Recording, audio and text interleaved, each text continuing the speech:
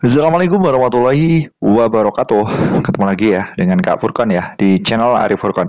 Pada video kali ini Kak Furkon kembali berbagi informasi yang terupdate ya seputar P3K 2024 yang sudah memasuki tahap 2 dan untuk tahap 1 itu sudah melalui proses seleksi Bapak Ibu ya. Jadi untuk teman-teman yang ingin mendaftar di tahap 2 ini masih ada kesempatan sampai tanggal 30 Desember tentunya Bapak Ibu ya. Oke, langsung saja kita ke informasinya Bapak Ibu ya.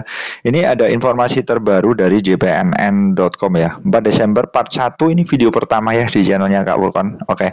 Langsung saja kita bahas ya. Di sini ada kabar yang menarik ya, dari ada ribuan pelamar P3K 2024 tahap 1 itu tidak perlu ikut tes kompetensi. Nah, tentunya Bapak Ibu perlu ketahui ya, di sini PPPK untuk tahap 1 memang sudah lulus passing grade ya Bapak Ibu ya. Untuk tahap 1 itu kebanyakan memang sudah lulus passing grade ya kan, ini kebanyakan sudah lulus passing grade, tetapi dia tidak dapat formasi ya Bapak Ibu ya, tidak dapat formasi. Makanya nanti tergabung di pelamar prioritas tentunya Bapak Ibu ya. Makanya di sini didahulukan Bapak Ibu tentunya ya. Nah, ini Rabu 4 Desember 2024 kabarnya dari Banten ya, Serang. Di sini Bapak Ibu bisa perhatikan ada 9.591 peserta P3K 2024 tahap 1. Pemprov Banten ini mengikuti seleksi kompetensi ya. Nah, ini dijadwalkan tes kompetensi seleksi calon PPK Banten ini dilaksanakan selama 7 hari ya, 3 sampai 10 Desember 2024 di Geraha Pena Radar Banten. Nah, memang untuk periode ini sudah memasuki tahap seleksi kompetensi ya Bapak Ibu ya.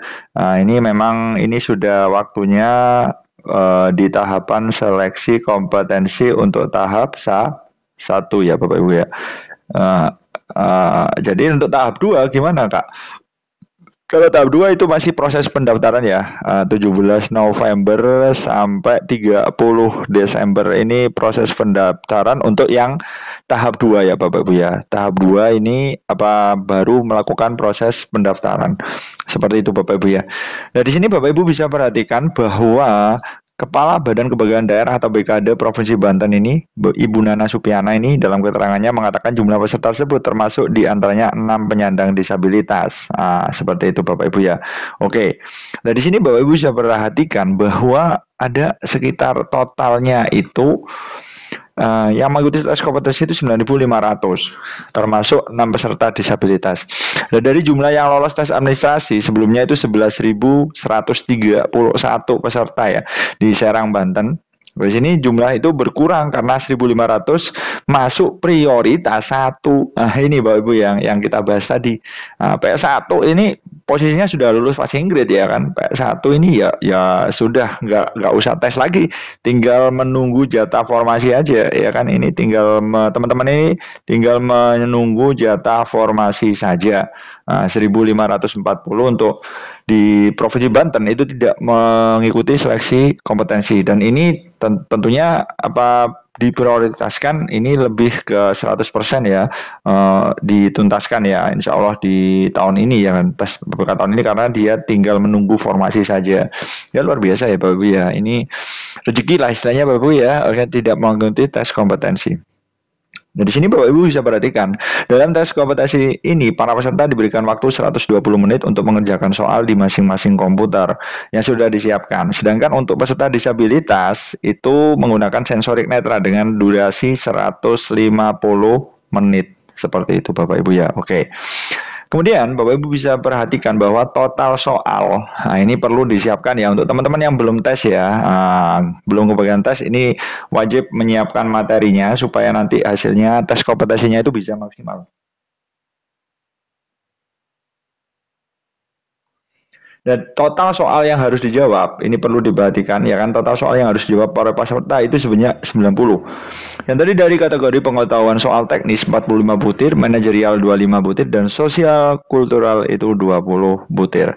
Nah, ini Tentunya ini sudah sesuai yang diedarkan oleh Badan Pelaksana Tes ya kan. Ini sesuai dengan materi pokok ya. Teman-teman bisa download PDF-nya ya. Materi pokok sesuai dengan jabatannya teman-teman tentunya ya.